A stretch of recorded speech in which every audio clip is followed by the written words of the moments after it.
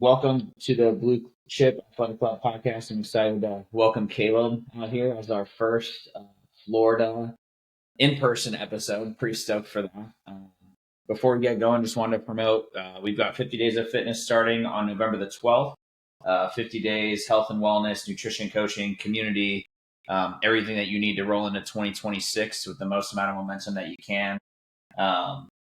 As well as our partners over at First Form, where we get all of our supplements, as well as protein cookies over at Sweet Perfections, and a couple new partnerships with LogTen, which is our electronic pilot logbook for all of our fellow pilots out there.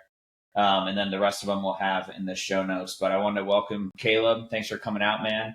And then I want to kind of get into like who you are. You can go back as far as you want, like origin story, where you're from, like what you do, and then we'll kind of get into the rest of it. So sweet. Yeah, man. Thanks for having me. I am, as far back, I'm originally from the sticks of Mississippi. Not really, from Jackson, just outside of Jackson. I was born and raised there and ended up going to chiropractic school, becoming a chiropractor about 4 years ago, and went to Florida to go to school there and learned a lot and realized that go Gators.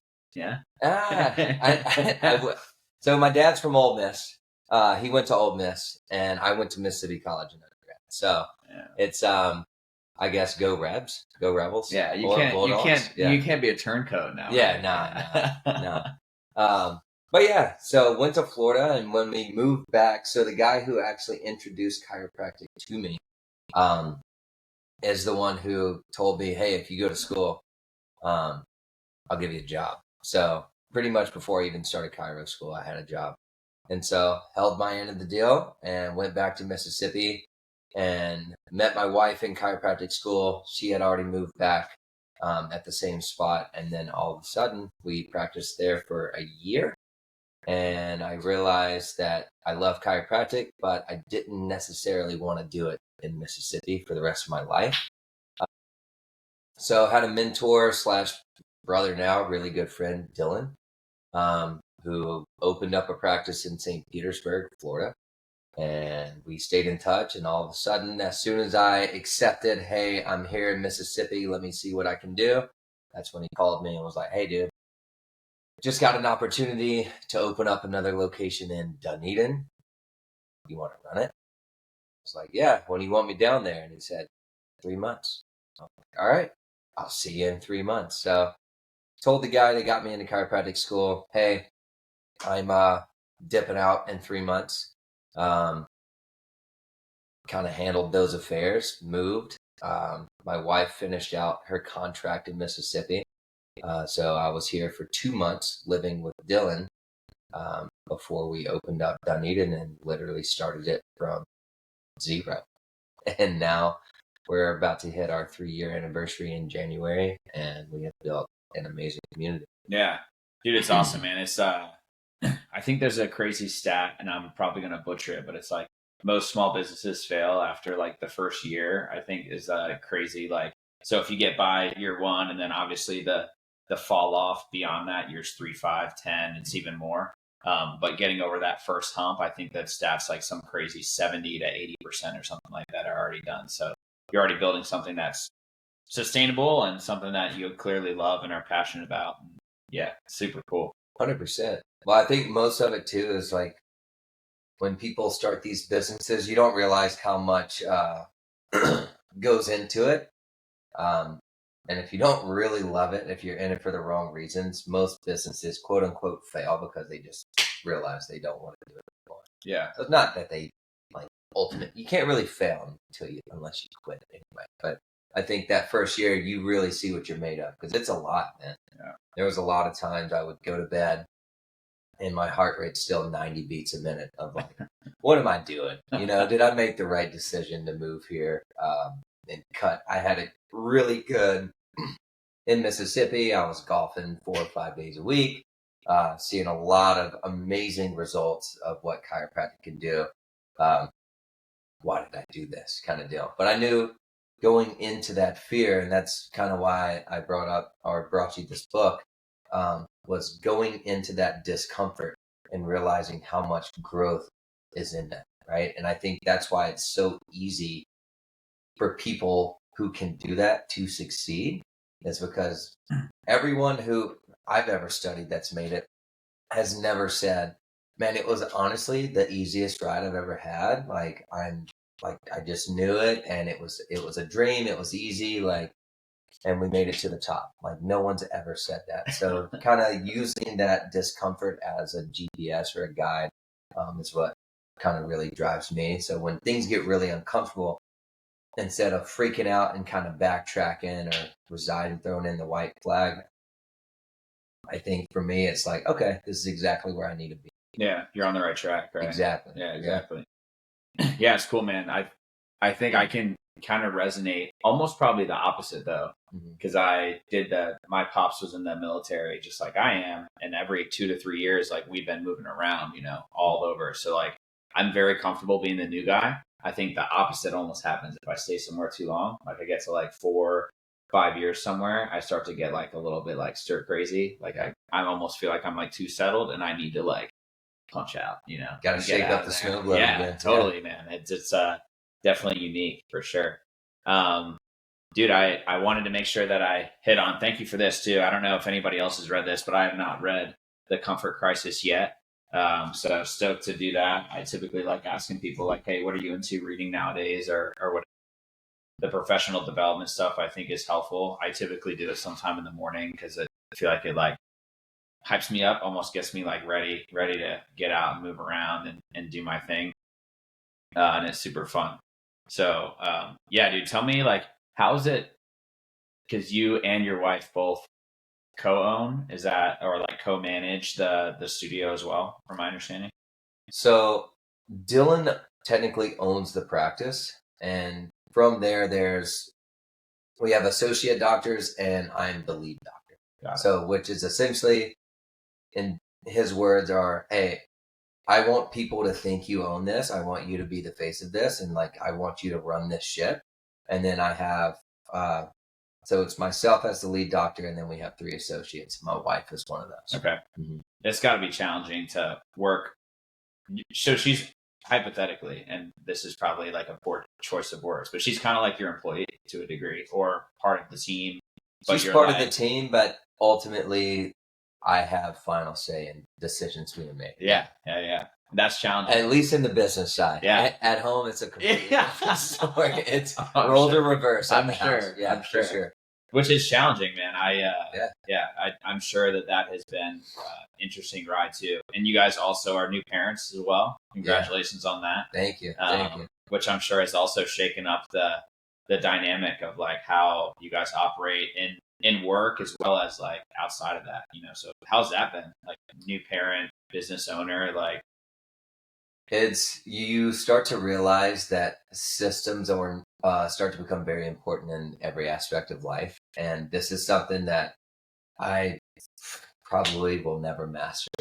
There is no recipe or how-to manual when you're raising a kid, right? And so it's the most rewarding and most frustrating thing you'll ever do. But it relates a lot to business, right? It's where you choose to put your focus and what you choose to set the direction of.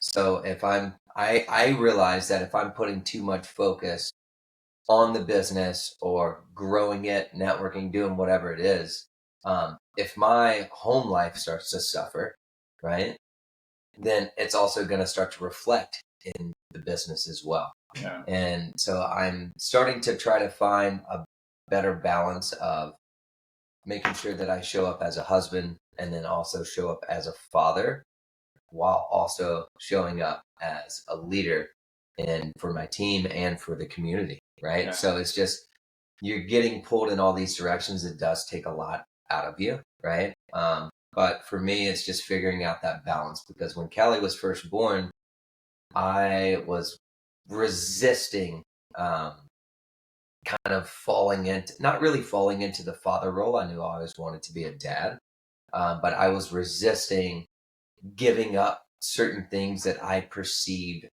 were responsible for my success in business, right?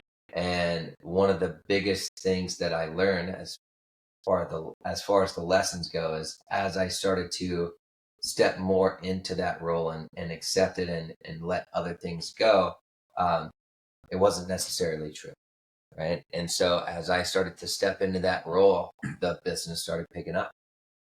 So that's when I got to realize a big lesson of, what goes on at home, that's essentially your foundation that's going to bleed into everything you do in life. Right. Yeah. And that's kind of like the integrity thing. Like you meet people and when they're out and about in front of people, they're one way. But then when you see them maybe with their significant other, or you see them catch them by themselves, they're a different way. Right. You're going to start to see those inconsistencies or those contradictions. They start to catch up. Yeah. So my biggest thing is my wife is really good at checking me, right? Sometimes I don't like it, and sometimes I'm very good with words and I can fight it back, right? But ultimately, I trust her guidance and her intuition. So I want to make sure that things are as good as they can possibly be at home, and that allows me the peace of mind to go into the business side and be like, all right, let's go crush this thing. Yeah. It's almost like showing up as your authentic self, right? Like when maybe you're 18, like a day in the world of business or life or school or whatever looks way different than a day when you're 30. Like the two things aren't the same.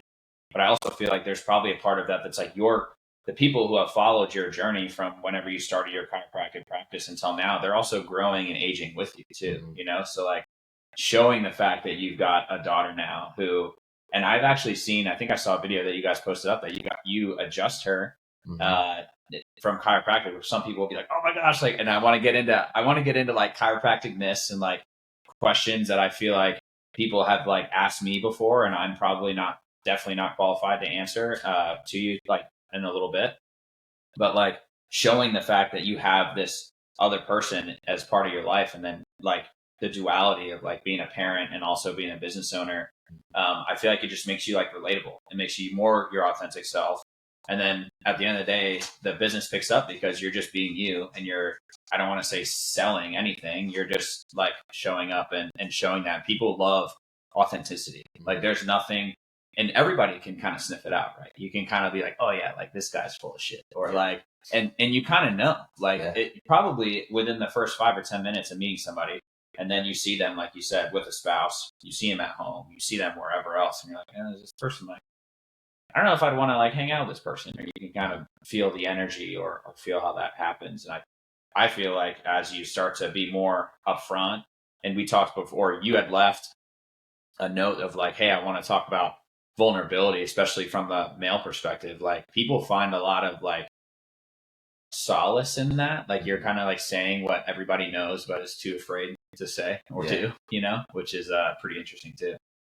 That is, so I went on a retreat in New Jersey a couple weeks ago, and that was one of the biggest things that we did. So I went with one of my really good friends, Jordan, and I hope you meet him one day. He's got a great story.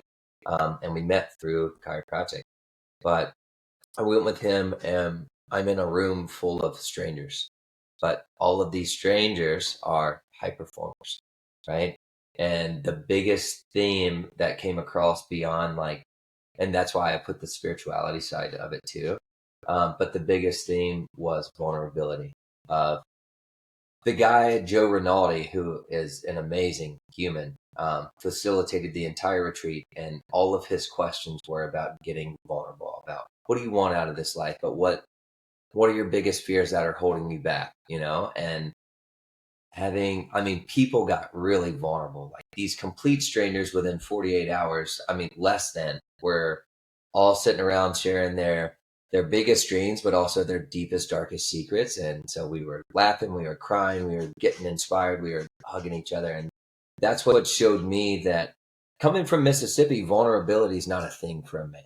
Like you get raised, and this isn't a jab on where I'm from. I love home, but it's also one of the things that I learned that, in order to grow, it takes true strength, especially from a man, to not hide your feelings all the time. And it's not that you're just crying to everyone, right? You're not going to be a crybaby about it, but it's realizing and being able to find people that you trust to be able to just let them know, like, hey, yeah, I'm not feeling okay right now. I'm feeling kind of shitty.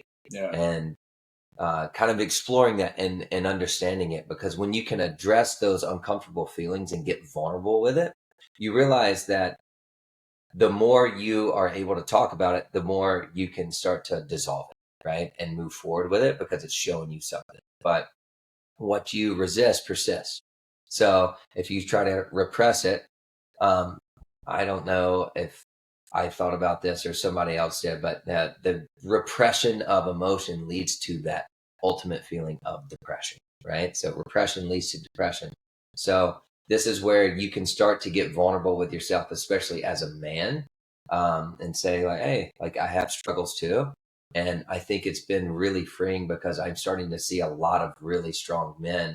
When you start to just bring it up, they want to explore it with you because more than likely they have that same feeling or those same thoughts.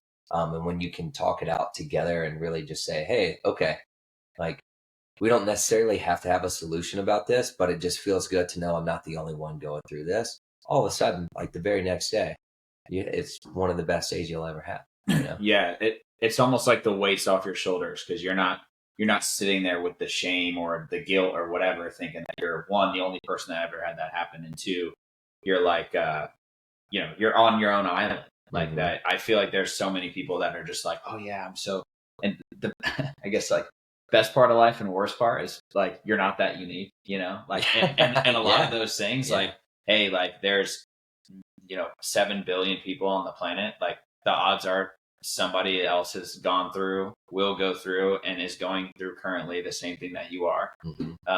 And we talk like rising tides raise all ships, right? Like if you're with a group of people who are like-minded, similar level of energy or whatever, you probably are going to have similar problems. And when you have similar problems and you're able to address it, be vulnerable, be open, say what's on your mind, and then have somebody else like give you that same level back. I feel like that just everybody starts to jab. And then you probably left. How long was the retreat? It was 2 days. We started on Friday at lunch and we ended on Sunday. Okay. So within 2 days you left, and how many people were there? So it was a very intimate group. So there were 12 of us. Okay. So it was very like I bought the last ticket. I barely got it. But you think about it, 12 of you were there for 48 hours. And how many people have you talked to since then or created a bond with that you're like, it's different than almost any other time meeting somebody in 48 hours? Probably like all of them. Yeah. Oh, 100%. Yeah. I mean, your ability, it showed me a different level or layer of connection, right? With anyone. Because I was like, wow, how did I just get so close with people I just met and feel like I've known them for years, right? Yeah. And it was just that human to human connection of like, okay, let's realize we all have dreams and we all have fears. And the more you start to explore that, the more you start to realize people want to talk about them. Yeah. They don't either know how, or they've never had the space to feel comfortable enough to actually digest it, right? Yeah. Because a lot of people do have dreams and aspirations, but something inside them is either telling them they're not good enough, or that it'll never happen, or that you were made to do this instead of this, right? And when you can really start to explore that and get that gear going for them, they get excited because that's their passion, that's their purpose, right? Yeah. When you start to talk about someone's purpose, I mean, you're literally giving them life. Yeah. Right? Yeah. And I kind of wanted to go back on the repression thing, the vulnerability thing. When you're doing even online stuff, right? That's one thing. Like you can kind of have this layout online and feel or be something else in person, right? You probably see it all the time, dude. I'll let you finish, but the fitness space is the worst at it. Right. And I've been to a similar retreat where I've been there with a lot of online fitness coaches that like you watch a video of theirs and they have this bolsterous personality. They're this authoritative figure of all these things that they know, and they're so adamant.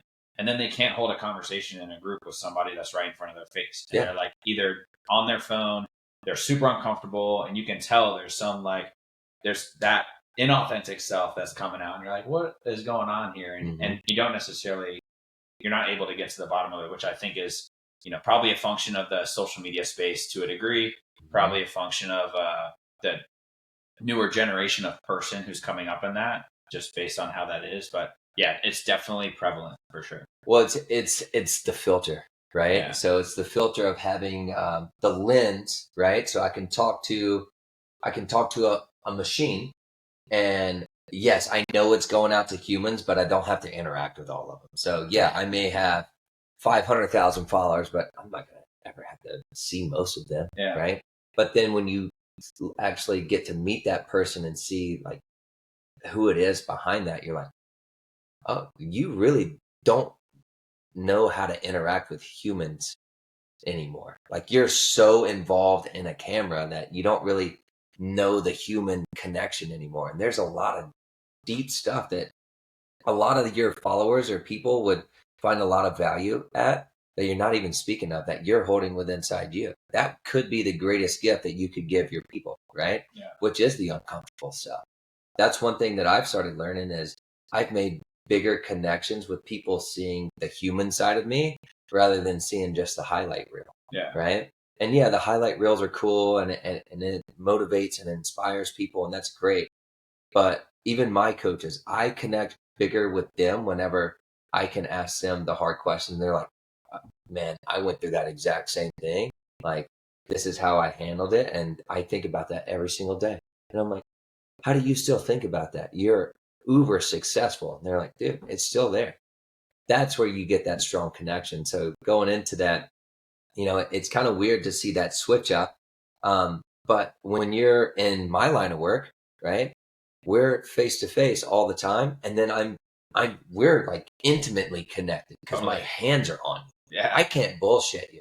Yeah. If I'm having a bad day, whether I know it or not, or even you consciously are aware of it or not, you're going to pick up on it, right? For sure. So that's where, for me, I have to really make sure that I stay in integrity and become honest with myself all the time. And I realize I don't always have to have a good day. I don't always have to feel on, right? I've gone into practice before and have been going through heavy stuff, right? Or had a lot on my mind. And when, everyone wants to ask you that, hey, how you doing? Right? Typically I try to like turn it back towards them because they're there to get care from me, not for them to care for me. Right. But I have found that when I am feeling a certain way, instead of just being like, man, I'm great, all the time, and be like, yeah, I'm going through some things, got some challenges.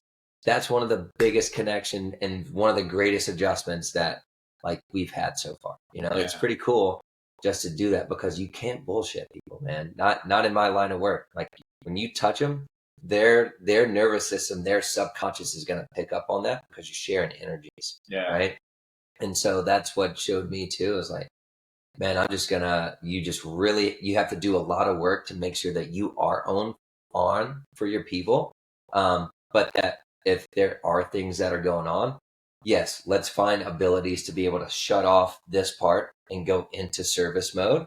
But if something's coming up and somebody asks you like a legit question, like always answer it honestly. Yeah. And I found the most freedom and biggest connections through that versus trying to bullshit people. Yeah. And I'll say too, like, what is it? The older generation of people who's like, the only way to answer how you're doing is like fine and good, like, which like, that I feel like is starting to change. And the more the stigma you can lean into saying something other than those things, you may be able to build a little bit more of that with somebody, because at the end of the day, like, they may have asked you as a pleasantry, but it's really, really cool to ask and to see like, oh wow, someone's not just saying fine or good. Like now they're going to have to listen intently. They're going to have to understand. And then if you flip it back, they're probably more likely to share too, which is something that I've realized. Like, hey, if you're able to open the door and take the first step when it comes to like a vulnerable situation or something that's going on for you or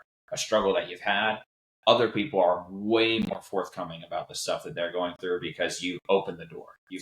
You've given them a peek into how, like, hey, I'm a online fitness coach and nutrition person. I still struggle to eat clean all the time, to train all the time. Like I don't show up at 100% every single day I go to the gym. Like that's no way to do that. You know, you've got other things. Work is sapping energy. Maybe you're going through a spousal argument, and that's like you're like wake up and you feel like you got hit by a truck, but you still slept 8 hours. Like that, those things happen. You know, like all the time. And I'm sure, you know, having a kid, it makes it even more dynamic, right? Like I obviously don't have kids at this point, but yeah, I mean that's got to be another huge challenge. So it's definitely a big challenge. I think what the whole part of getting relatable is showing all the sides, because if you're just on, I mean, you see it all the time with these people, and you said it in the fitness industry.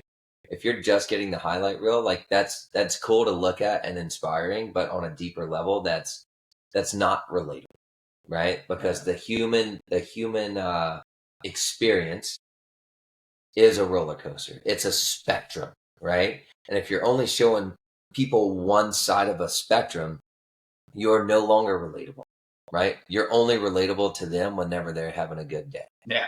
But you are completely unrelatable and almost polarizing whenever they're not having a good day, or not feeling on top of their game, or not feeling the best, which is common, right? Now you become polarizing or just completely unrelatable, and therefore like you're missing an entire side. And this isn't to say like just start putting doom and gloom out, but it's showing people the versatility of your experience.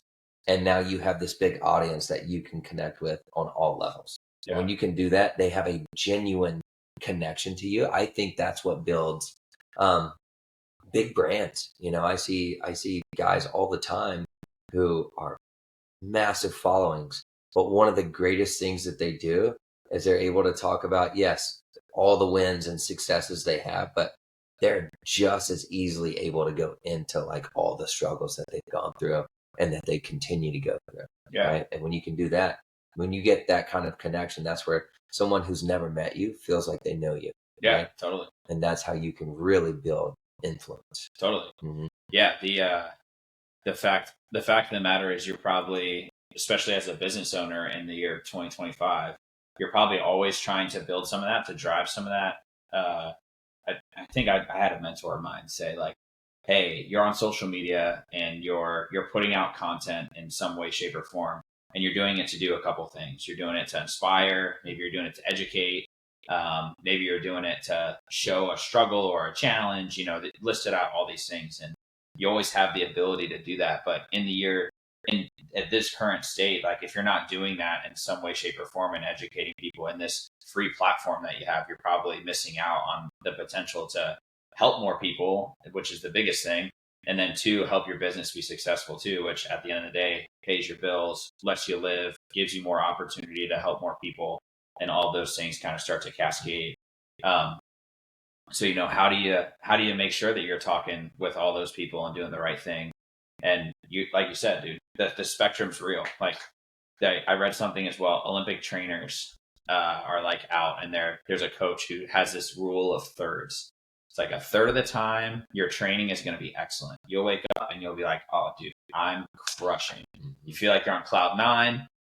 Every lift is your best. Every run is your best. Whatever happens, your sport, whatever, you're feeling really good. A third of the time you're going to be mediocre. A third of the time you're going to be like, oh, I'm showing up. I'm doing okay. But I'm like, it's not a great day. It's not a terrible day. I'm living somewhere in what I'll call the middle of the bell curve. And then a third of the time, it's going to really fucking suck. And a third of the time, you're going to show up and it's going to be like, damn, dude, like this sucks. Like I was not prepared for this. Maybe, again, we talked about all the reasons why: emotional strife. Maybe you're sore as shit and you're doing a workout that you probably had no business doing, but you're gutting through it. Whatever the thing comes, maybe your performance is bad and you end up like scaling back a workout that you wrote down, and now you're like, oh my God, like, how did I do that? Like and you know, the self-talk starts to become intimately important at that point too, right? Are you going to tell yourself that you're a bitch because you decided to take some of the weight off, or you decided to scale your workout because of the way that you were feeling? Or are you going to be like, hey, dude, like I showed up on a Monday and I did legs today. Mm-hmm. Like that's more important than me like skipping it completely and punching out. So obviously living in that spectrum is interesting because Olympic athletes, and that's a coach who was an Olympian who now trains Olympic athletes who's saying the same exact thing. Yeah. Super interesting. Do you feel like there's a fine line between, and I struggle with this too, of having compassion for those days, right? And having that narrative of, okay, you showed up anyway, you put the work in, versus when you know that you're capable of more that day and you're trying to talk yourself out of it, right? Like that difference between, because there's parts of me that know I'm capable of doing a certain thing, but maybe fear is coming in and justifying why we shouldn't do it, versus the compassionate side of, hey, you've been pushing really hard and your body's screaming at you to like, please just give me a rest day. Like we'll get back on, like we'll come back even stronger if you can do this. Do you feel like how do you discern between the two of having that realization of like, all right, let's just kind of put it on cruise control for today. Let's ride it out and kind of recoup, versus, man, you should really like, we're really going below threshold here and you are. You're doing this more out of fear rather than like you actually need to scale back or rest. That's such a good question. The way that I feel like I've done it in the past is having a coach in some way, because they can call you out on your shit or a partner that's going to do it too. Right. So if you're the only one that's going to know if you're dogging it ever, like you are the only one who knows what 100% that day looks like, which may be 100% of ability and capability, but almost so maybe 50%, but you're giving that 100 because your battery's empty, for a simple analogy. I think having a coach and somebody for accountability is huge. Like a community of people. We did the workout today, and for everybody, I did a CrossFit workout today. I did one like 2 months ago when we first got here. Yeah. And I do not typically train CrossFit, and I get in there and I'm like doing the workout, and I'm like one of the last people to finish. And I'm like, damn, dude, like this is something that like is challenging for me, and it's something that I do not typically do. I'm out playing basketball. I'm training for lacrosse. I'm training for High Rocks race in the end of January. So doing this is great, like humbling. It's good for me to do that. It's good to train something else. It's good to lean into discomfort, like I feel like that's all huge. And then you take that feedback and you're like, well, what did I do today? Like, did I push myself to that 100%? And am I around other people that, one, do they know what my 100% looks like? Two, are they able to be like, oh, dude, like you probably didn't need to modify that. Like you probably could have done that. And I think that again, like, what's your self-talk like? What have you assessed and asked the question of what you're capable of doing, whether that's in the middle of the workout, at the beginning and at the end? And if you finish and you're like, dude, that was super tough and I gave that my all, then you probably did okay. But again, like that creeping, I don't even want to call it shame, for lack of a better term, of like, damn, dude, you fucking dogged that a little bit today. Sometimes it'll set in, and then you're like, you got to kind of take that feedback and be like, what am I going to do? And it's the same. We talked about the cold plunge today. Like it's the same thing of like you sitting there with your timer above the cold water, and you're like, dude, I don't want to get in here. And most of the time, nobody will ever know if you get in or not. Yeah. Nobody really cares. Like that's the other freeing part. Like you care. Nobody else cares. Nobody knows whether you stayed in there for 15 seconds, 2 minutes, or 10 minutes.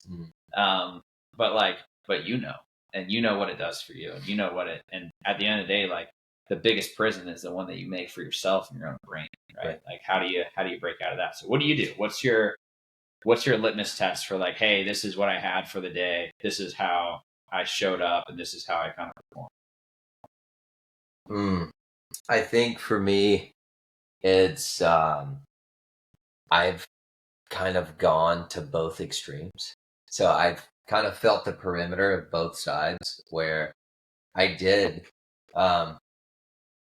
experience getting to the point and having my body literally starting to break down and my mind just out of fear of being like, dude, so many people are training harder than you right now. Like, what are you doing? Like, you're going to be subpar. You're going to be average, blah, blah, blah. Like that fear of mediocrity pushed me past the point where I think it started to bleed over into every other aspect of my life where I couldn't connect with anyone because I was so unsatisfied or scared of being average.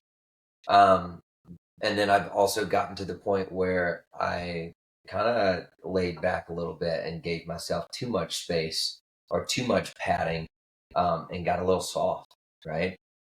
The ultimate, now that you're explaining it, it started coming through in a way of, you're kind of bullshitting yourself or giving yourself too much padding on the day. You can talk your way out of almost anything. That attorney that's in there that's justifying you taking it easy that day is really good. Yeah. The devil on one shoulder and the angel on the other. And that devil's really good, and so is the angel, and whichever one shows up that day, they can talk you in or talk you out of almost anything.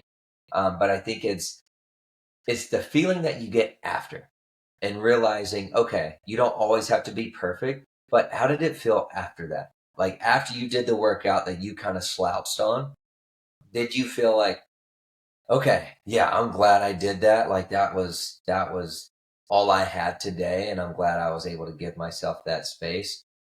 Or did you feel deep down, damn, dude, I definitely slacked on that one today. Like, and I still feel it.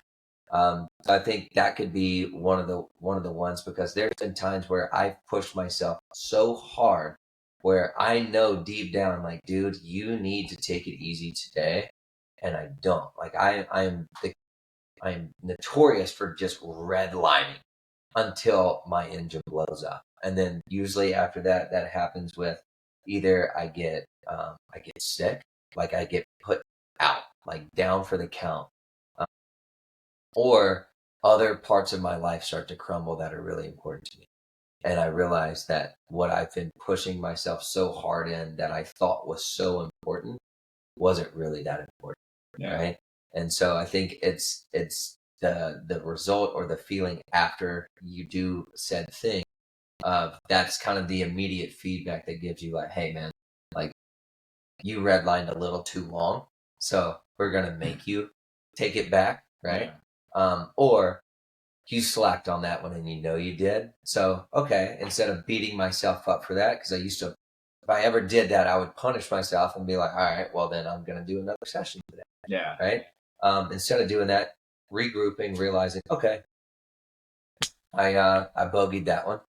Let's move on to the next hole, and we'll make the adjustments and go for a bird. Yeah. Call a duck, right? And like being honest with yourself. There's what's that ability? Yeah, dude. What's that saying? Is like you've got two wolves that constant battle between each other, the good and the evil, and who wins? And they're like, it's the one that you feed.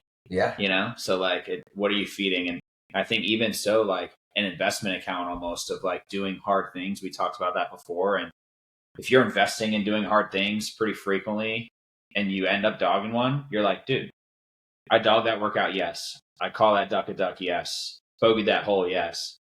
But look at all these other times where I didn't do that. Mm-hmm. Like, look at all these other times I pushed through something hard. Look at all these times I got on the cold plunge and I stayed in there for my 2-minute timer or whatever the amount that is. And draw energy from that when the other thing, the other voice starts coming in your head and being like, oh, what are you doing? You know?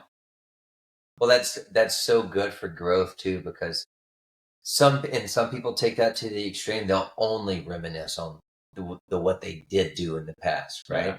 To keep themselves from growing.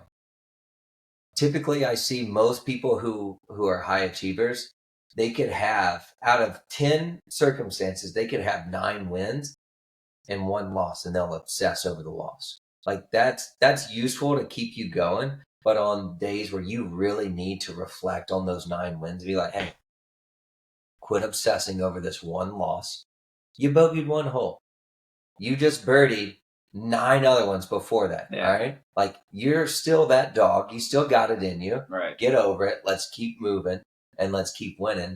I think there's the fine balance in that too, of having that reflection, because sometimes we can start to spiral on ourselves to the point where if we get into that negative headspace for too long and are really just beating the shit out of ourselves for too much, we start to believe it. Yeah. And it ultimately starts to impact our ability, success, or performance in a very negative way.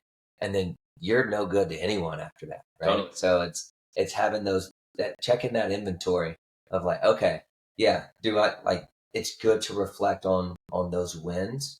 But don't just rely on past wins. Like, use that to push you into future wins, but also realize, hey, you are going to lose, right? You are going to mess up.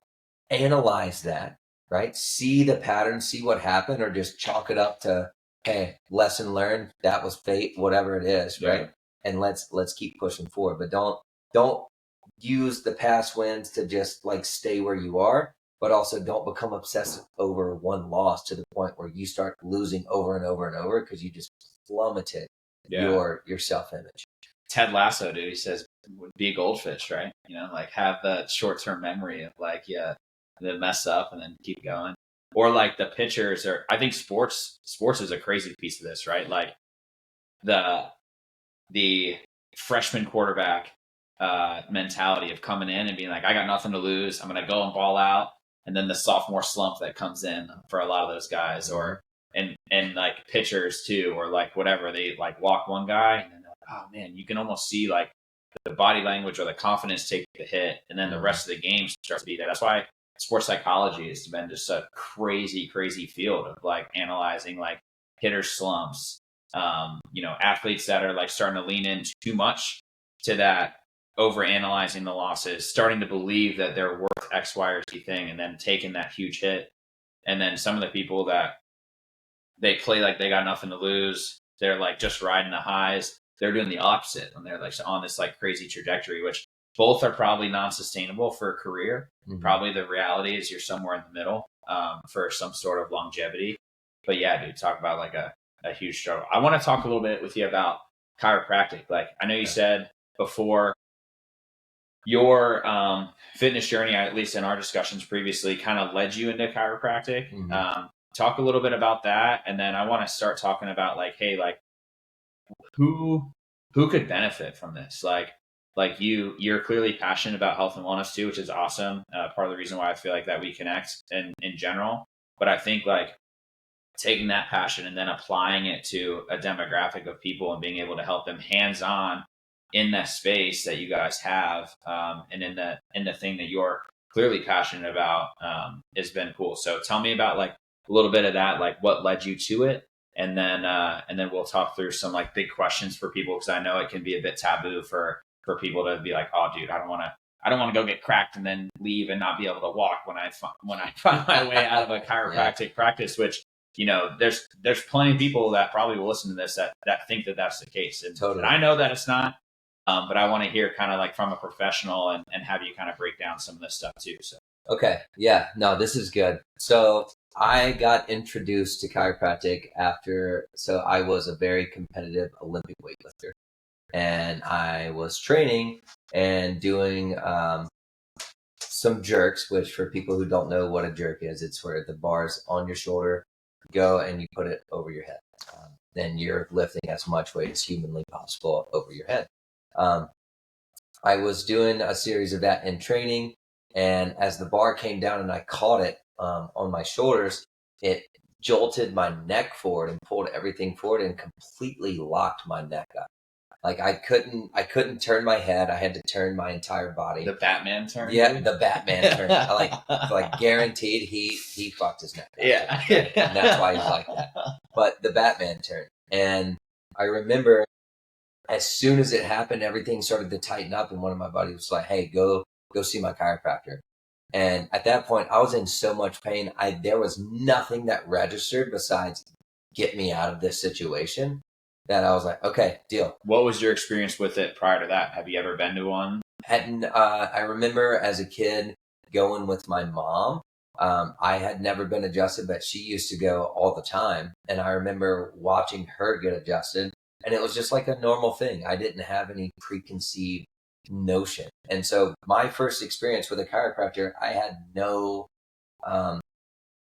preconceived perception of chiropractic at all. There was no taboo, breaking the neck, any of that. I went in completely blind as to, hey, I'm fucked up, and they said this guy can help. I'm here for help. Yeah. And as soon as I met the chiropractor, he was like, hey, man, I see, you banged it up. No worries, right? Hey, go ahead and lay down. Let's see what's going on. So it was his confidence. Bedside manner, dude. Yeah. His confidence and certainty into what I thought was an ultimate crisis allowed me to kind of relax a little bit and be like, hey, this guy can help me. Like he's not freaking out. He's not treating this like an emergency. And he was like, yeah, just lay down. Let's see what's going on.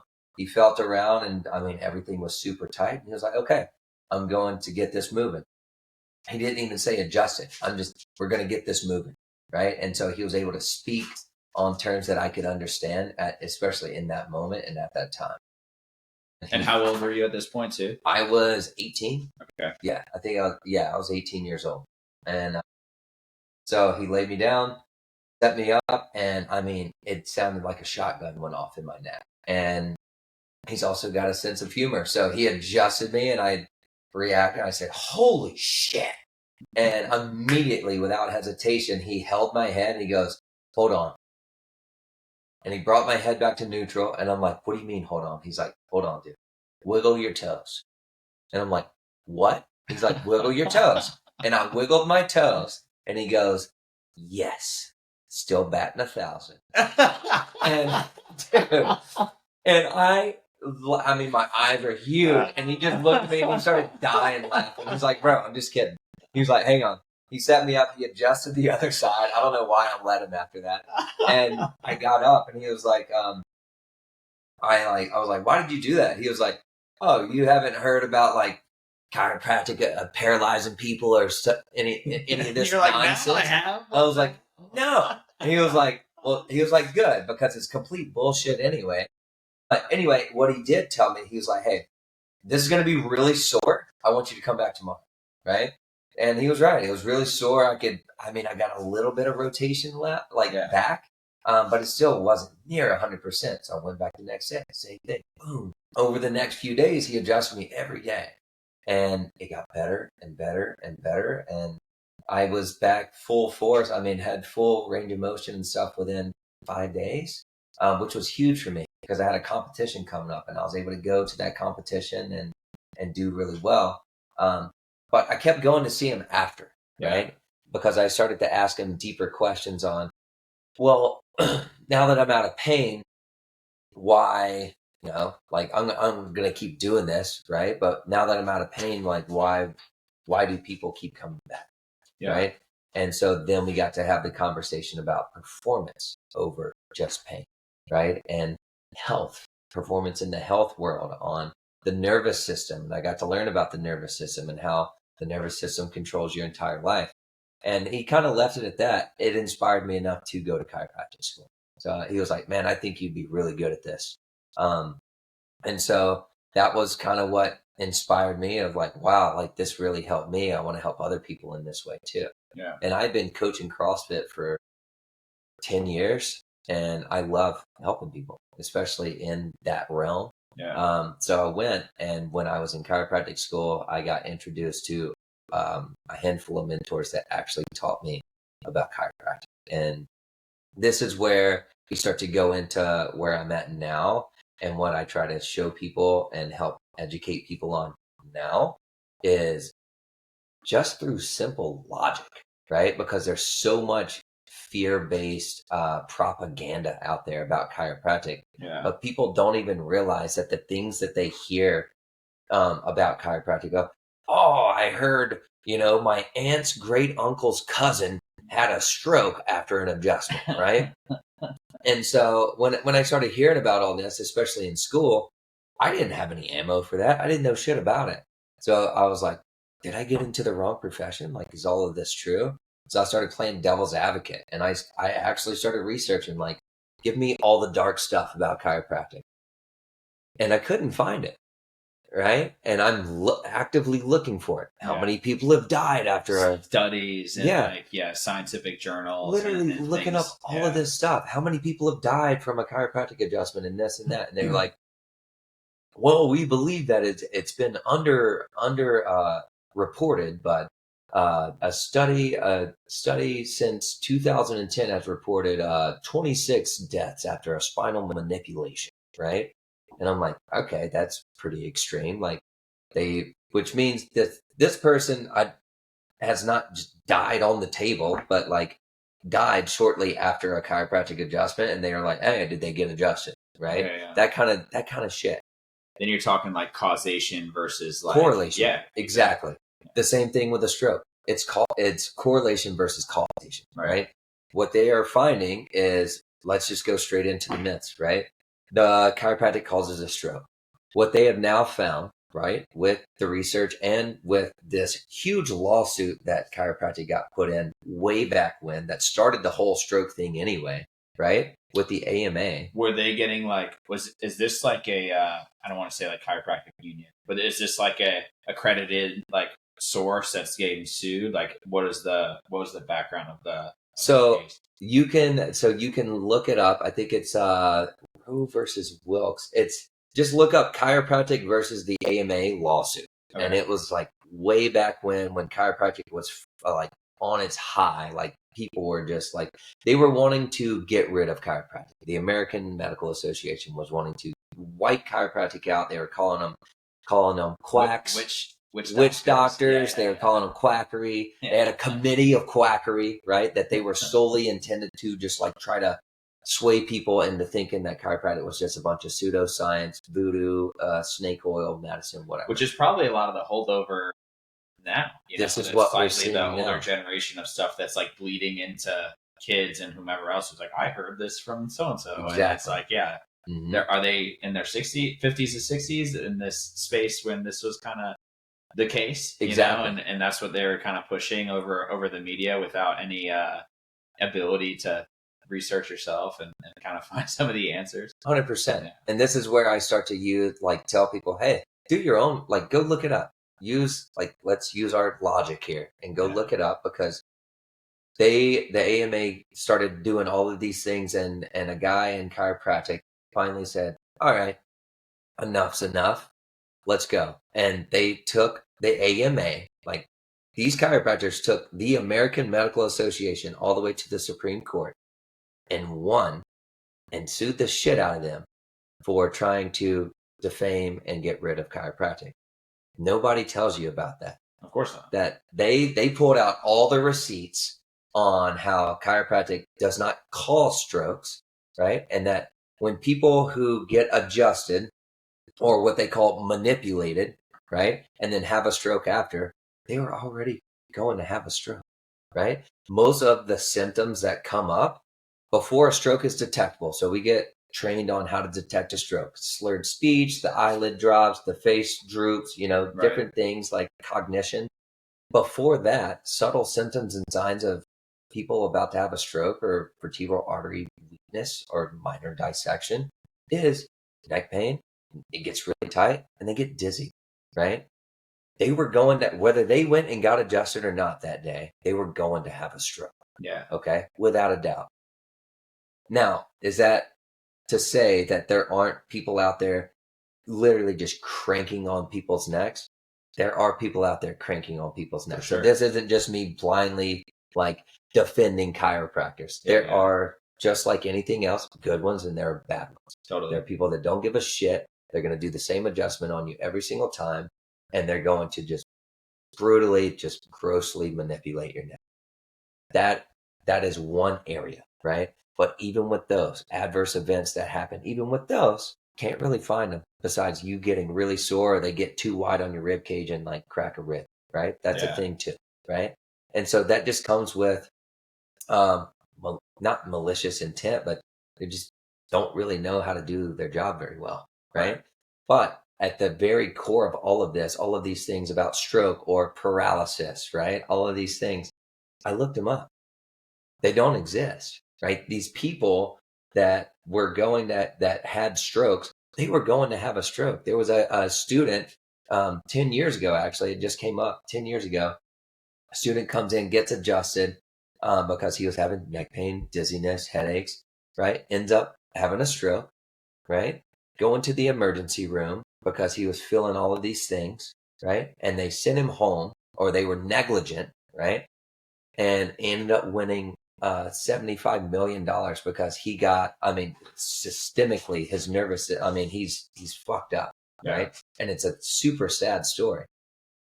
But they didn't sue the chiropractor, right? They sued the hospital and the ER probably. they sued the ER for negligence because the ER should have done a CT scan, stroke protocol, all of these things to see, okay, let's make sure there's no internal bleeding, all of these steps. They just sent him home. And he got severely messed up after that. But going back to the chiropractor did his due diligence, because after this happened, the guy started showing symptoms. The chiropractor sent him to the emergency room, he should have done. You're referring, exactly. You're not there, and you're not capable at your chiropractic place of practice to do anything else beyond what your scope of work is, right? And I've got colleagues who have people that have come in and had a stroke in the office, right? Hadn't even adjusted them yet. They were just in the office and they had a stroke. And what did? They called an ambulance. Guess what? They got them taken to the hospital. They got it resolved. They were going to have a stroke anyway, right? My granddad had a stroke right in front of me, and we were having a conversation. So to say that, oh, this is going to cause a stroke, yada yada yada. Well, let's pull up other statistics. What's the third leading cause of death in the U.S.? Medical error, right? I looked up. You go back to the deaths of being adjusted, if it's even true. 26. Okay, 24,000 people die of getting struck by lightning every year. Are you just not going to go outside anymore? Bites. Yeah. Let's talk about how many people die in a motor vehicle accident. Are you never going to drive a car anymore? Yeah. Right. And so, when you look at that, you start to realize, let's use some common sense. Yes. Is there a risk with anything you do? Yeah. Have people died from drinking too much water? Yeah. Right. So it's okay, well, where is this really, this isn't really coming from logic. This is just, you're taking some other skewed belief or opinion and making it your own and speaking as if that was it, right? Like the witch doctor thing. For those of you listening, I got called a witch doctor on the golf course a couple months ago by a guy who I had never met. He was just a random guy that started playing in our Remember, group. though, you got to give the background. He didn't know that you were a chiropractor. He did not. Yeah, he didn't also, just be like, "Oh, you're a chiropractor." You fucking witch doctor. That's true. Yeah, he didn't come at me that hard. But he was in our group, and one of the guys in our group asked him if he had ever been adjusted, because they're always trying to promote chiropractic because they love it. And he was like, I'd never go see those witch doctors. And so we all started cracking up, and I was like, okay, really? Did you have a bad experience with one? He was like, no, I've never been, and I'm never going. I was like, okay. So you're just speaking out of your ass, right? Because you know nothing about it. Yeah. Right? I think that the reality is you're probably never going to change that guy's opinion anyway. So what's the emotional energy worth to you? Exactly. There's no point. It's almost like the arguments that people make when it comes to politics. Oh, this guy is leaning right or left. They're set in their ways. You can't really have a cordial conversation because you're not going to be able to pull back the emotional side and sit there and be receptive to what someone else is going to say. Totally. Because you're so set and your heels are so dug in from this fundamental belief that you've almost made a part of your identity. And when people question your identity, that's when you start to be like, well, I can't, anything that everybody says, they're just seeing red, and they're like, no way. Well, when you start to shatter people's reality like that, it never ends up good. And you're right, man. When I see people that are so dead set in that, especially when they're talking out of just it doesn't make any sense, I'm like, okay, that's like you saying the sky's red. We all know the sky's blue. If someone's going around saying the sky's red, you're like, all right, that guy's just having a wild day. Yeah. Whatever. Right? You're not going to sit there and try to argue on tooth and nail of how it's blue. Yeah, well, you also don't go to the dentist and then tell the dentist how to do their job or claim that you've gone to dental school, right? That's a whole nother thing. There's a whole section of that's who is more. I know I'm less researched in chiropractic. Why would I not be willing to listen to somebody else's opinion about something, which is part of the reason why you're here 100%. To talk about it. So myth number 1, stroke. Yeah. Not true. Not true. Not true. Chiropractic does not cause strokes. There was no causation of strokes from a chiropractic adjustment or what they would call a spinal manipulation. Any adverse events caused by a spinal manipulation is typically out of negligence. Yeah. And I mean, to kind of go back and hit that nail home and beat the dead horse a little bit more, it's like the COVID deaths, right? The numbers of COVID deaths that are like, hey, people died of COVID. And then like, well, how many comorbidities did they have? I.e. like reasons that added to their eventual death when they happened to have COVID or had some COVID-like symptoms.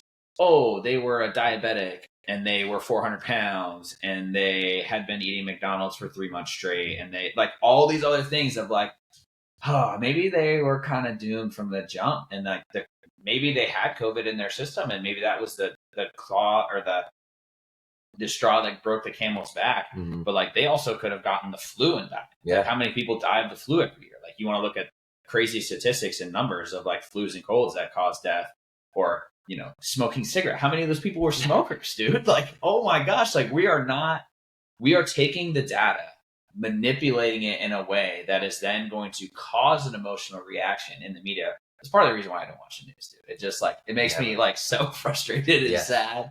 And there's never any good news. Like you never see like, oh, like puppies were rescued. Yeah. like, no, it's always like COVID kills everybody or whatever. And politicians and the government shutdowns, which is, relevant right now. It's just, okay. Myth number one, get back to it, was strokes. Yep. Not true. What else? What are some other big ones that you think are like, hey, this is another one, or we can move on to another big question? The paralysis thing, like people getting paralyzed, and that all comes from watching movies.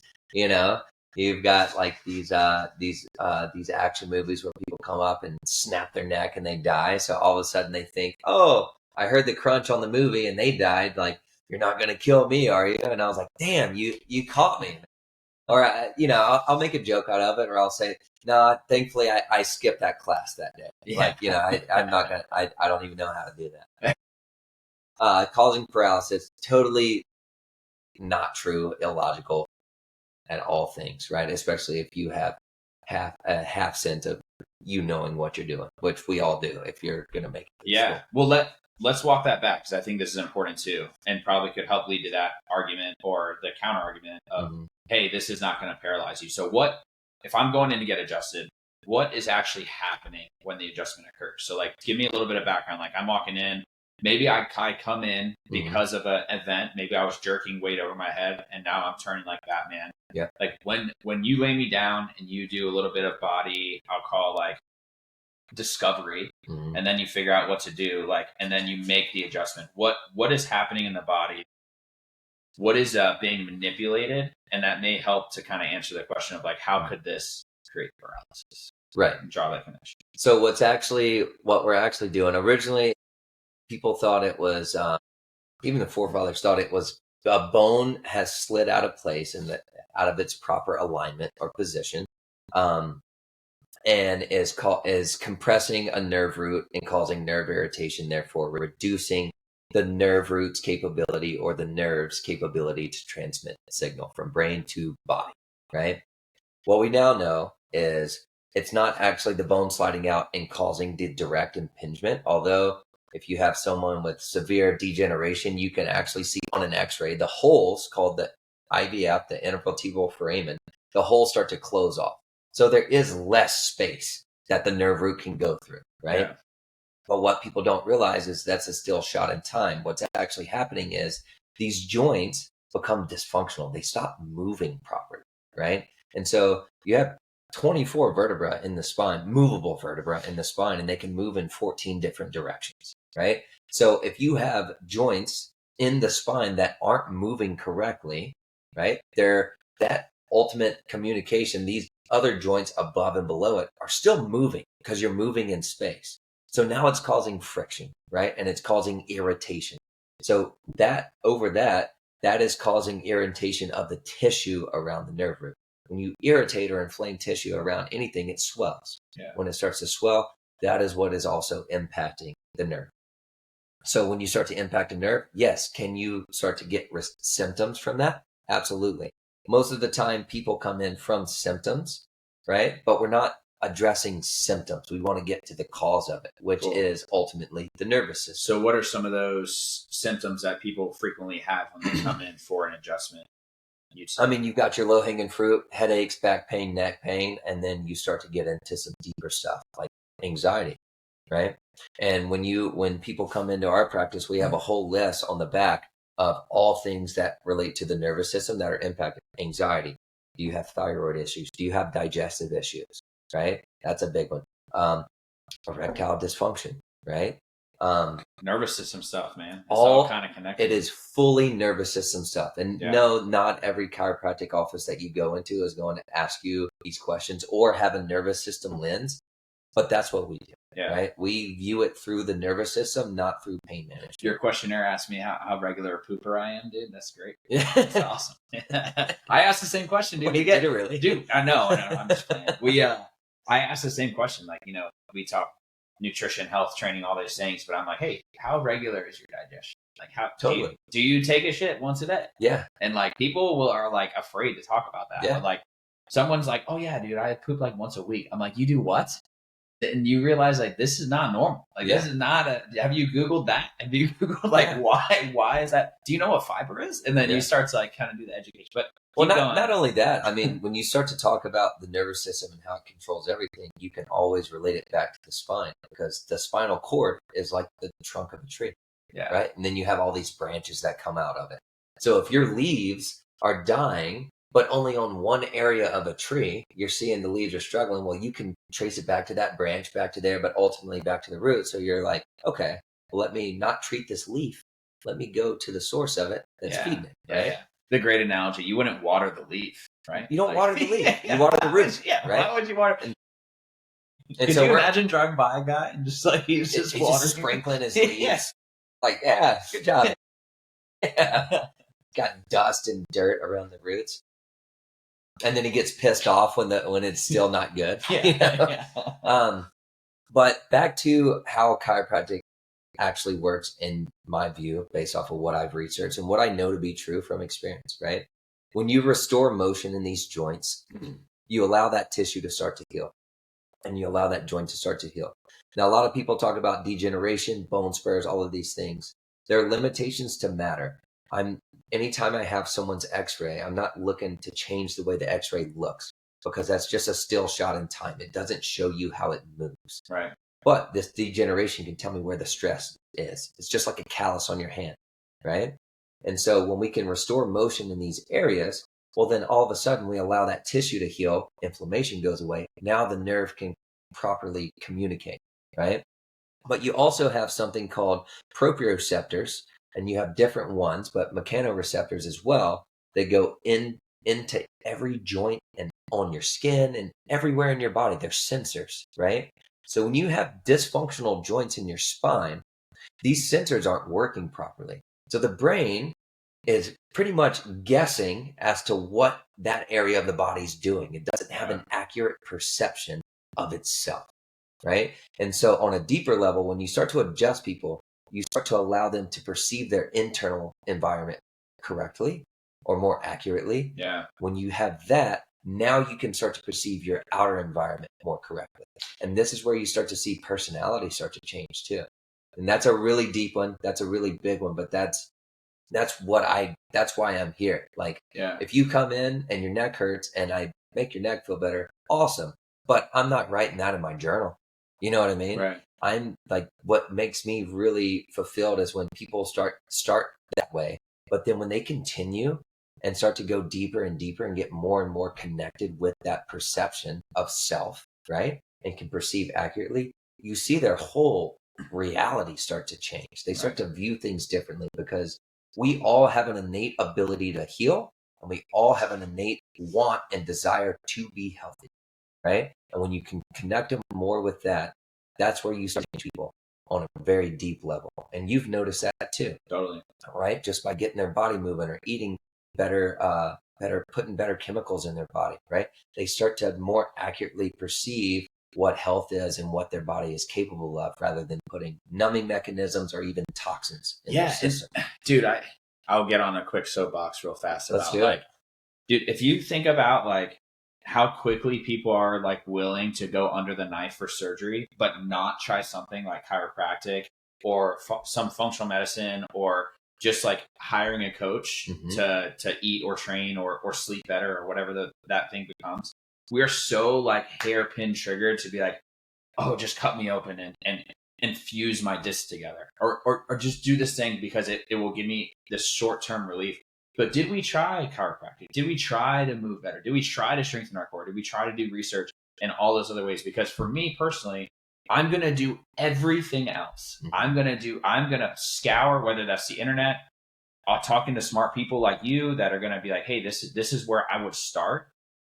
Before I'm going to the doctor and being like, cut me open, because like that's the most invasive way. There's like a funny, like, I don't know if it's a parable or something like that, but someone's like, oh, I like wanted to lose weight. And if you saw somebody doing this, you would probably be like, what is wrong with this person? But the guy said, like, I would sooner like throw up in a bag and tie it around my neck so I had to smell that to like cage my hunger than I would to have them reroute my intestines to be able to like lose weight and do the gastric bypass. And it's like, but we've made the norm the gastric bypass versus making the norm maybe like vomit around your neck isn't the answer too, but like the extremes of those things. So like, why not take the preconceived notion of witch doctor, chiropractic out of your brain and be like, think about what this thing could do. Oh geez, there goes 100%. And when it's all about finding the right person, right? Typically when people go to a dentist or a mechanic or a doctor or even a restaurant, if you have a bad experience, you're just not going to go back, but you're going to go find another one, right? Yeah. The thing about chiropractic is some people, and we get a lot of people, luckily, that have had a bad experience or been burned or whatever, and they're giving it their last shot. But a lot of other people, they write it off as, oh, I had a bad experience here. This is chiropractic. It's all the same. Never going back, never doing anything. And that's a shame, right? Because there are people out there that don't give a shit about you. They only see you as a number or a dollar sign, right? And then there's other people that truly care and want to empower you to heal as naturally and as best as possible. Yeah. So I think it's the intention behind it, and bringing it full circle back to the beginning of people can feel your intentions, right? And I think that's why they ultimately have a bad experience to begin with. But chiropractic is about liberating you of needing to rely on external sources like surgery or like drugs. Like Western medicine is great for emergencies, right? Very rarely does it actually necessitate you needing like surgeries are actually very rarely necessitated. It's more out of the discomfort or the fear of being permanently damaged rather than actual like, yo, you have completely shattered your bone or obliterated your disc and it's just sprayed everywhere, right? Like that's one thing. Or you've rubbed your femur down to a nub. Yeah, you probably need a hip replacement, right? For sure. Or you've completely ruptured your rotator cuff. It's separated. It's fully torn and it's separated. Like, yeah, your body can heal that, but it's going to attach it in another spot, in a weird spot. Like, go get it sewed back together so it can heal properly. Right. But even when you get the surgery doesn't heal you. The movement. The body heals you, right? Even then, the body's still doing the healing, right? It's just most people, we get impatient or we get fed wrong information through other doctors or surgeons who get knife happy, and they're like, yep, you definitely need a surgery. Like this is affecting your nerve roots and this is affecting this. And how do they get paid, dude? How do those guys get paid, man? So, and you know, you can't save everyone, but if we can slowly but surely show people, hey, at least give your body a chance first, right? Like, dude, 3 months, give me 90 days to show you a difference, right? And if nothing's past that, fine, whatever, right? Some people, you might need 6 months. Give me that much to show you a difference in what your body can do.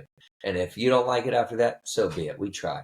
But I promise you, most of the people, I'll blow your mind, dude. Like your body's magnificent, and I never take credit for it. People always want to be like, man, this guy fixed me, and I always give it back to him. No, you fixed you, right? And I tell people right off the rip, I am not responsible for your miraculous wins or healing. And I'm also not responsible for you not doing your duty too and taking care of yourself. Yeah. So I'm not responsible if you don't get better. I'm also not responsible if you have a miraculous win. It's all on you. Right. And so we're now giving people their power back by having them take responsibility again. Yeah, which is the same. I say we do something very similar, and it's a talk that I have with people that work like one-on-one with me. And it's like, hey, we're on a road trip from the East Coast to the West Coast. We're going LA to New York. You're driving the car. Yep. And I'm in the passenger seat. And I will tell you the most efficient, the fastest, the best way to go. But every single time a turn happens, you're turning the car. You're turning the car. You can also tell me to fuck off because it's not going to help in this time.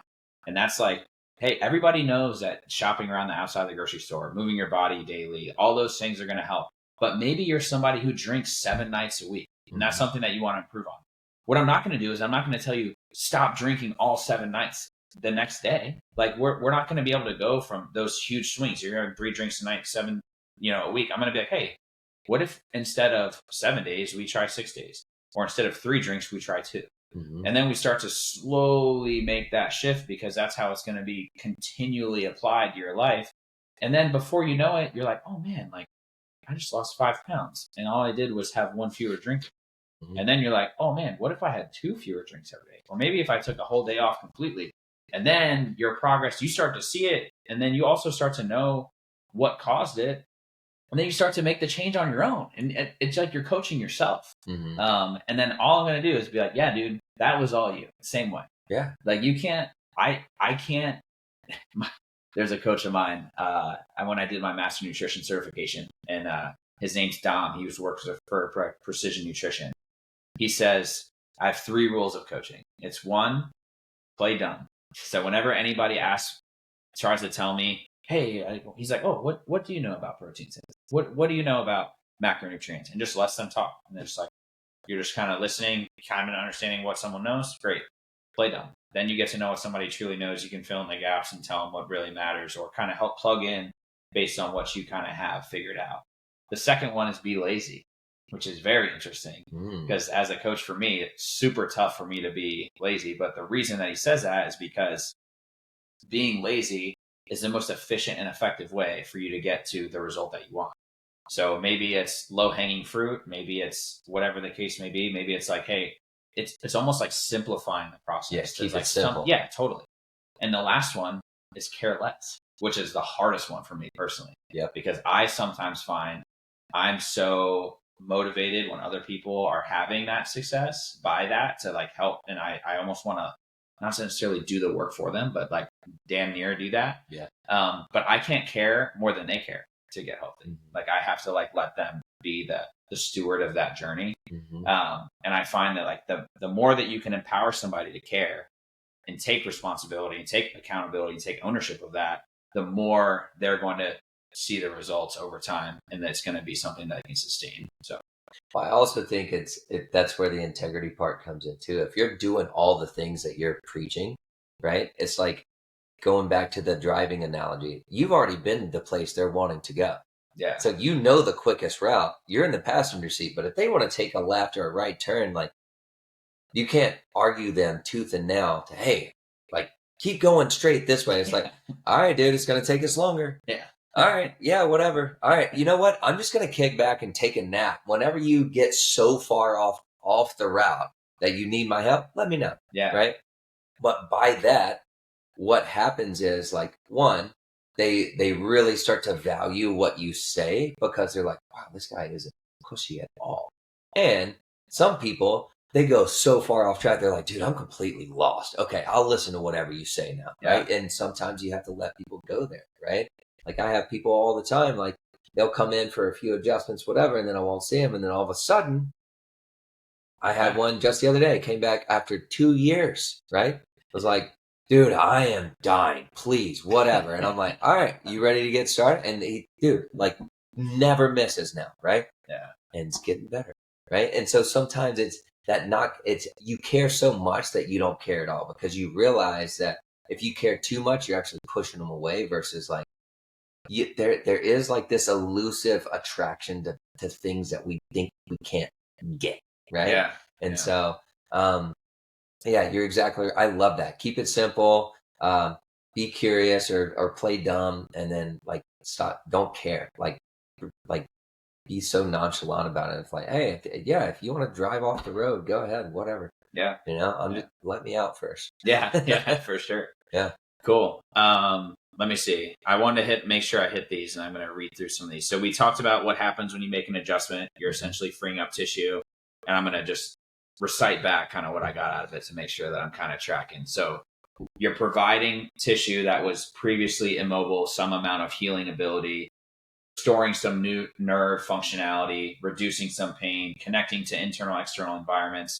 I bet there's probably people that have seen stuff like their posture or their ability to walk and gait has probably been improved too, which is something that I kind of just thought about. Like, hey, when your proprioceptors are working better, every single person. Yeah, you're able to, maybe somebody like hurts when they run. They like go in and get chiropractic adjustment, and then they start to run and not have as much pain. It's like, well, it's because you now are taking in information, processing it, and your brain and your coordination is starting to get better because it's able to communicate with your feet. It's able to like go through the trunk of the tree and have that happen, which, yeah, super, super cool.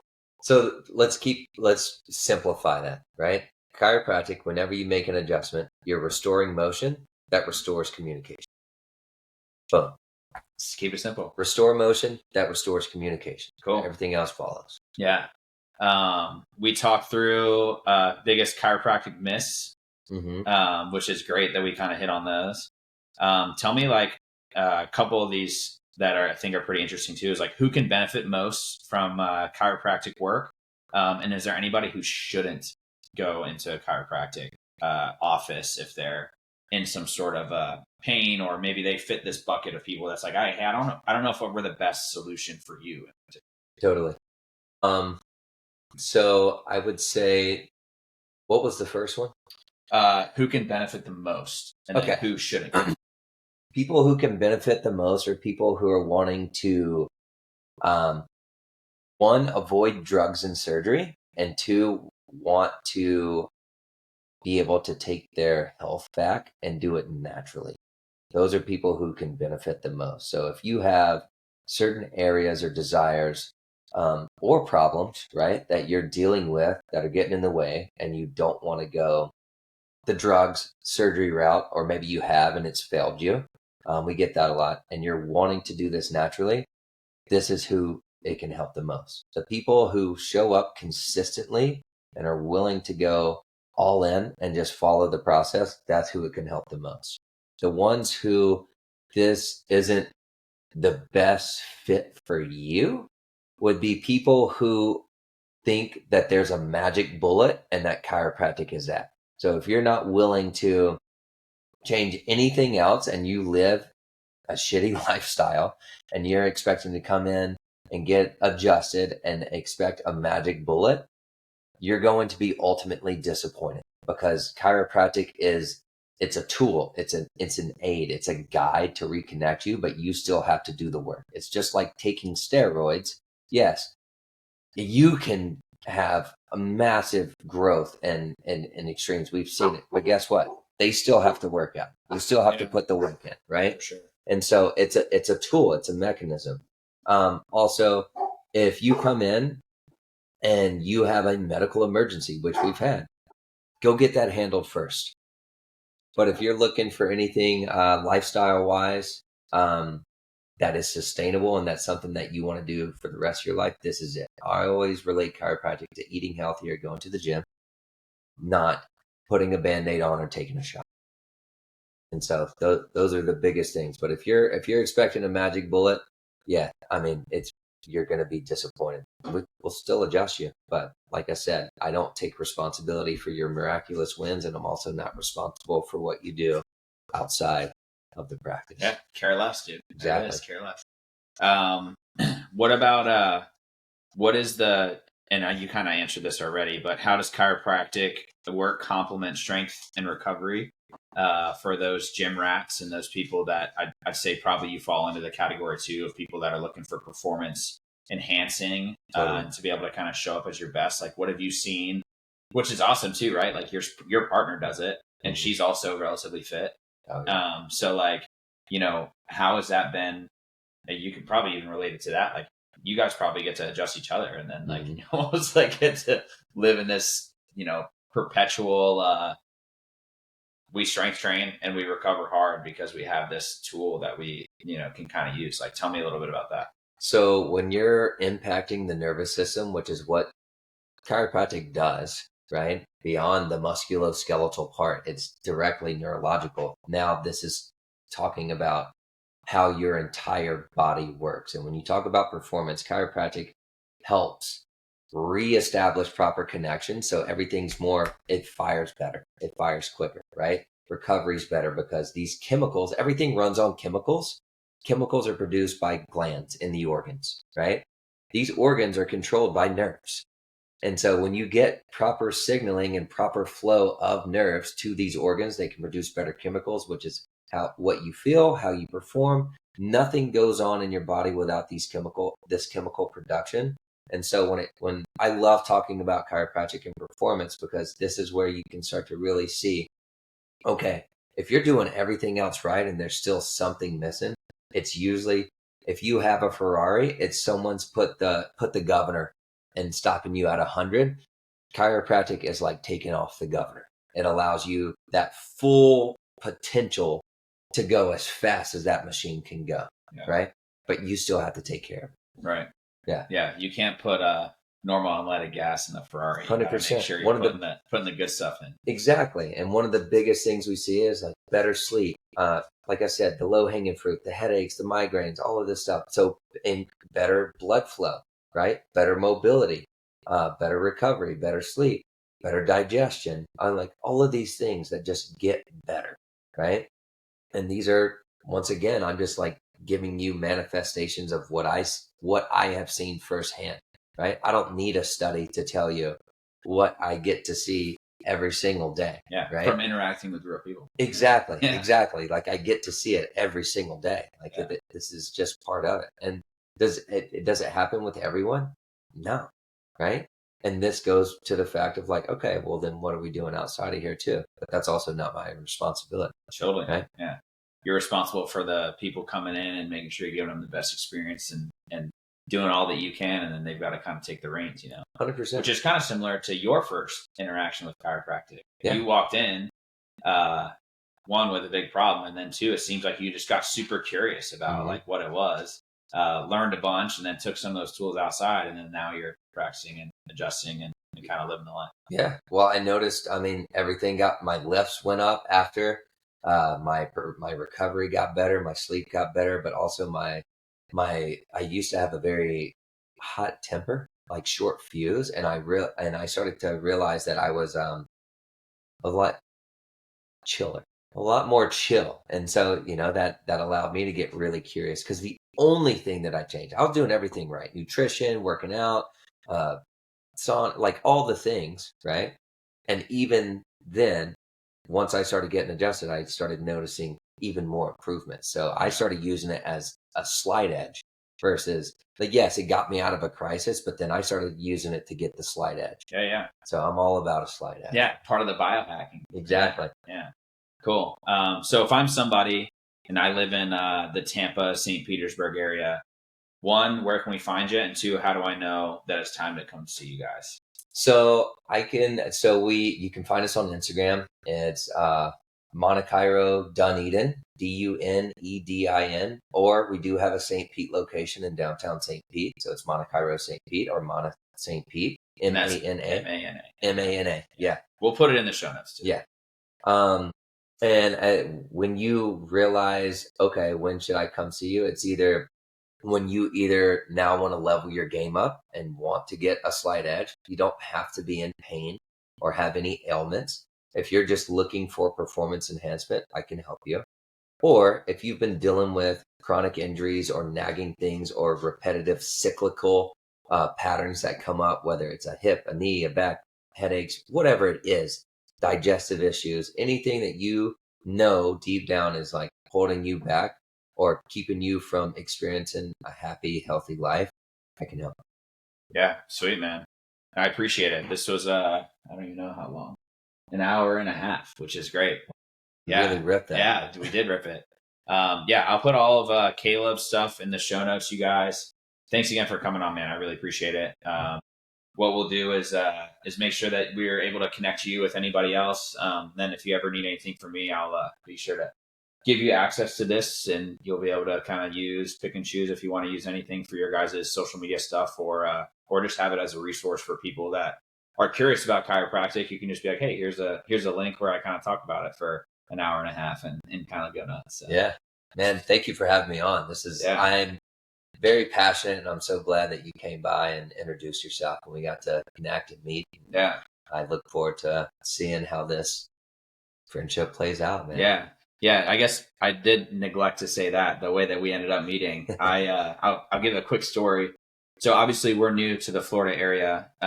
So I'm like trying to figure out like, hey, I'm definitely an extrovert for sure, by nature. And I'm like, hey, I'm new to this area. I want to meet like-minded people, but I also like have this business that I've flourished when I've been able to connect with real people.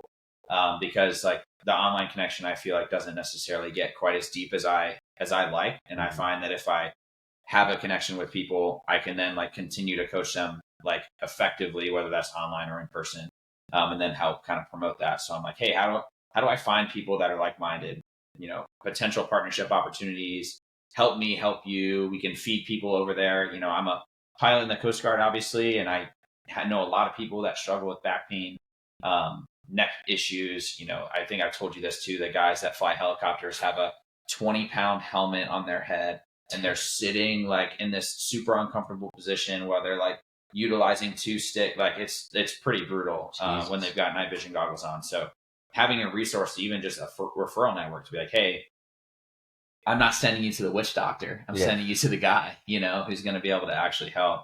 And then two, I go on and I'm looking at, best chiropractic work in Dunedin, and there's we'll call 10 different studios. And then I started doing a little bit more research, like who owns these places, let me see some of their social media, let me see the type of people, let me read some of these reviews, let me see some of these things. And your guys' practice, whether this is client driven, your guys' attention to detail, the way that your shop is set up, yours was the one that spoke to me to be like, hey, I want to go in and introduce myself to these guys. So I packed my bag full of some free snacks, because who doesn't love free snacks? And I rolled in there, and you weren't even there, which is the funniest part. You're not even at the studio. And I like go in and I'm like, hey, like, super weird question. Is the owner around, or, operator? I'd love to talk with somebody in management. They're like, everyone's looking at me. They got 12 heads, and I'm like, I got a couple questions. One, like, is there any amount of insurance that you guys take? Which I guess you could answer that too in a second. And then two, I was like, and I'm new to the area. I would love to like partner with you guys. Here's some snacks and information. Could I have somebody's contact information? And and I didn't know that it was your wife was in there working at the time, like actively adjusting somebody. And she like looks over at what's her name, Nicole at the front desk? Ashley. No, Ashley. Ashley's at the front desk. She looks over at Ashley and she's like, give him Caleb's number. And I'm like, and then she looks at her and she's like, cell number?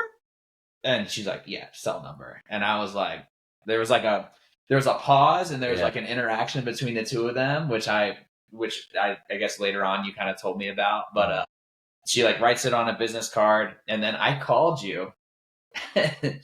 And I almost pissed myself when I give you a call. I did not expect you to answer. I was like, I'll call, I'll leave a voicemail, and then maybe even shoot a follow-up text. And I call, and I don't even think I got the FU button. You probably doing something. And all I hear was, all right. And I lost it. I was like, this is super funny. Like, how cool. And then I was like, I kind of laid it out in the voicemail. I was like, hey, I'd love to connect. Like, let's talk. And then you ended up giving me a shout back. We ended up chatting and having coffee, and then obviously doing the workout this morning. And yeah, man. Well, they know, Ashley, the girls know that as far as like my personal contact, like we hold that pretty sacred, but Shelby knows me through and through. So when she was like, all right, because I asked her, I was like, how do you know to give him my personal contact or to hit me up. She's like, I looked over and I was like, I mean, they're literally like so similar, like they're going to connect really well. So I was like, all right, that's good looks. But the reason Ashley was like his personal contact is because we have people that come in all the time, like, and almost scavenge, right? Yeah. And we're kind of not about that. So we don't just like openly give my information out or anything like that. But we're very intuitive, and Shelby knew, like, hey, like, yeah, Caleb's gonna like this guy. Yeah. And she was right. Shelby's a real one, dude. She's always right. Shout out to Shelby. Shout out to Shelby. Love you, man. But yeah, as far as insurances go, we do accept HSA or FSA cards. But we are a cash practice. We want people to have skin in the game. We don't play the insurance game. We don't let insurances dictate how much we're worth and what our value is. You can't really put a price on that anyway. On health, dude. Yeah.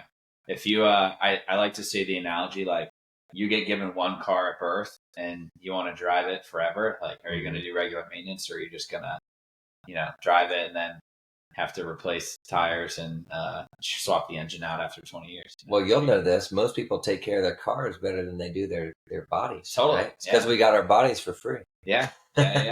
Talk about, you think about what people value, and it's like what they spend their time and their money on. Yeah. And you can really quickly start to see what that looks like for somebody too. 100%. Yeah. Cool, man. Well, thanks again for coming on. Again, I'm going to leave Caleb's stuff and everything on the show notes. Thank you guys for listening if you made it this far. And remember, you don't stop playing because you get old. You get old because you stop playing. See ya. Boom.